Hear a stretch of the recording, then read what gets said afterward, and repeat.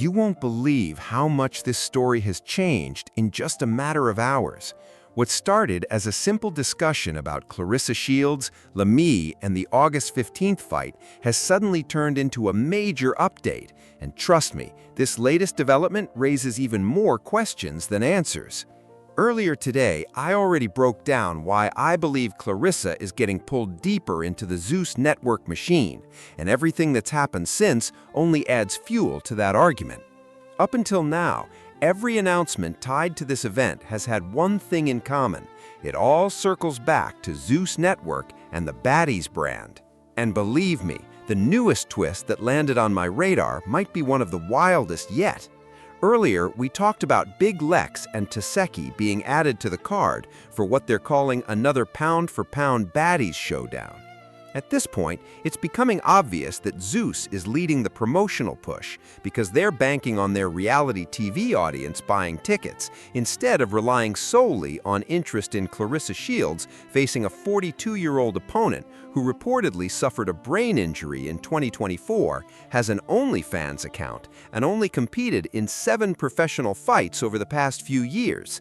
Seriously, what exactly are we looking at here? Because the more details that come out, the harder it is to understand the direction this event is taking.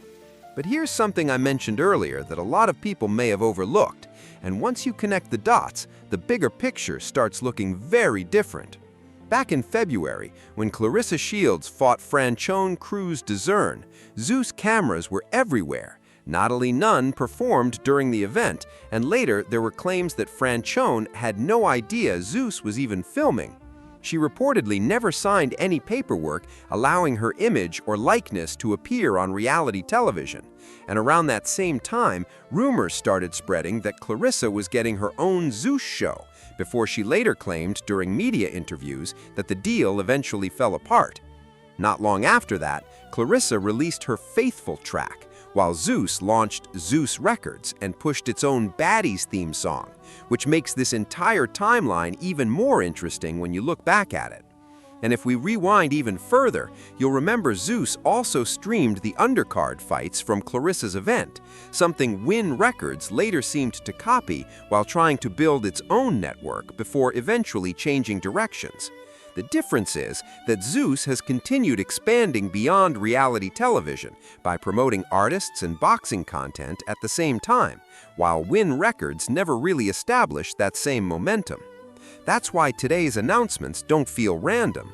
They look like part of a much bigger strategy. Like I said earlier, I already covered the Baddies undercard, but somehow another undercard announcement has already dropped. I honestly cannot keep up with this anymore. Every time I think we've seen the craziest matchup possible, somebody tags me in something even more unbelievable. This time, it's Ray J versus Orlando Brown in yet another so-called pound-for-pound Zeus showdown. Absolutely not. I refuse to believe this is where we're headed.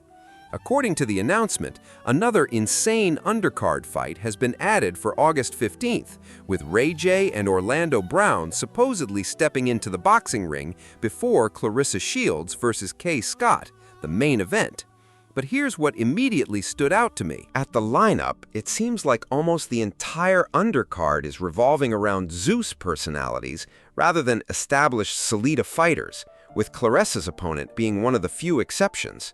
If that's really the plan, then this event is starting to look more like a Zeus Network production than a traditional boxing card, and that leaves me with a lot of questions. As many of you already know, Ray J currently has a dating series on Zeus called Love Cam, basically the network's own over-the-top reality dating format, and I honestly gave it a fair chance before all the constant fighting and non-stop chaos completely lost me. I checked out a few episodes before I finally threw in the towel.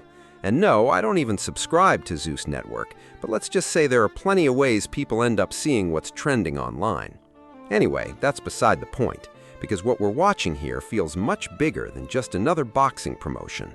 To me, this entire rollout looks like Zeus promoting Zeus first and the actual main event second. The network gets the exposure, builds leverage for future arena events, and if that's the strategy, Claressa Shields could end up doing all the heavy lifting while someone else walks away with the long-term win. That's the part I don't think enough people are paying attention to.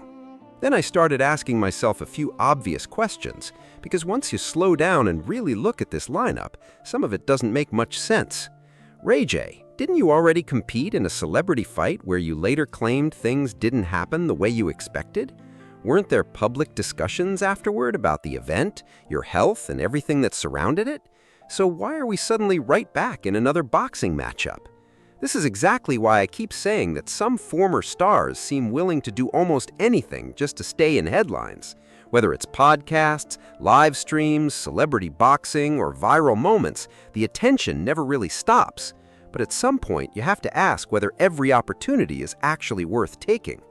I also remember seeing Ray J and Amber Rose appear together on a live stream not too long ago, and honestly, the whole thing felt strange from start to finish.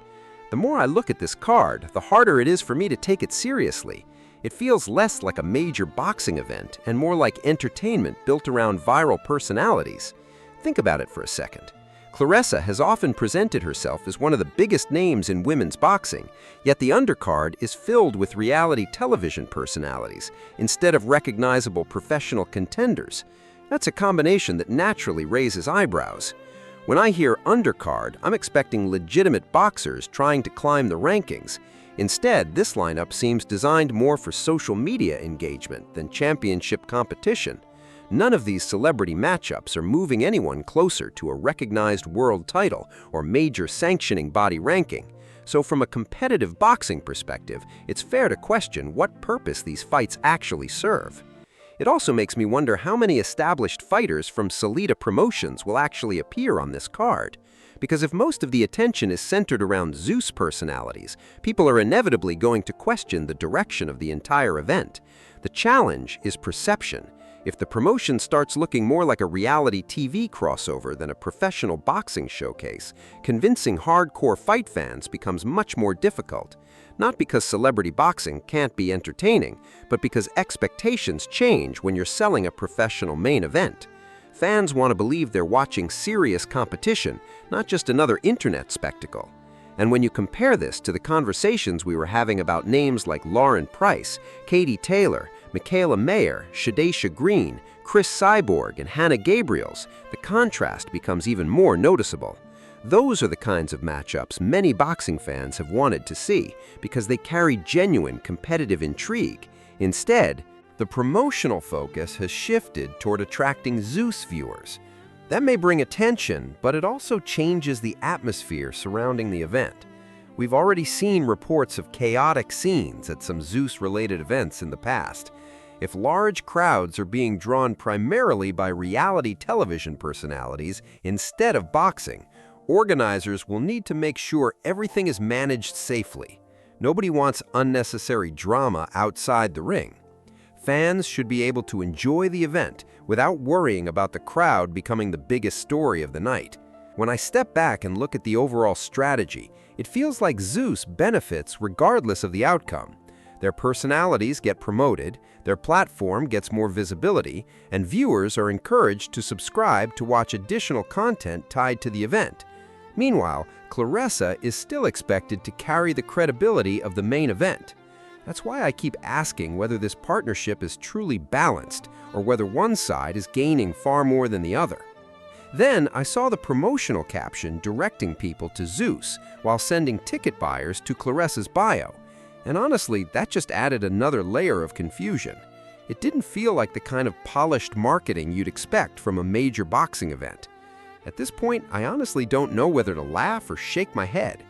The more announcements that come out, the more questions they create, instead of building confidence. Imagine telling boxing fans they're getting a professional championship atmosphere, then revealing celebrity matchups featuring Ray J and Orlando Brown alongside reality TV branding throughout the event. That's a very different presentation than what most people picture when they think of elite boxing. When you compare that approach to the way legends and current champions have traditionally promoted their fights, the difference is impossible to ignore.